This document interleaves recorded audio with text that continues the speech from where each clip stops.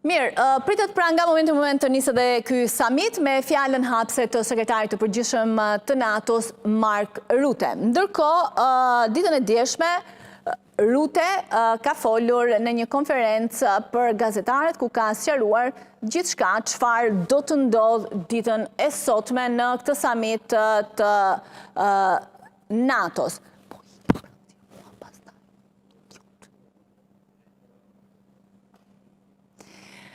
Sekretari i përgjithshëm i NATO-s Mark Rutte u përgjigj në një konferencë për shtyp lidhur me situatën në Kosovë dhe dialogun me Serbinë, duke theksuar nevojën për drejtësi dhe bashkëpunim ndërkombëtar. Sa i përket sulmeve në Zveçan dhe Bajnsk, Rutte theksoi se Aleanca ka kërkuar që autorët të sillen para drejtësisë. Paraardhësi im ka punuar për këtë çështje me presidentin e Serbisë Aleksandar Vučić dhe unë vetë kam biseduar me të.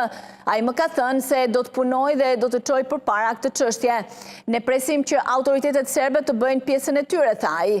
Rutte foli dhe për dialogun mes Kosovës dhe Serbisë, duke theksuar se procesi drejtohet kryesisht nga Bashkimi Evropian, ndërsa NATO është e përfshirë indirekt përmes KFOR-it.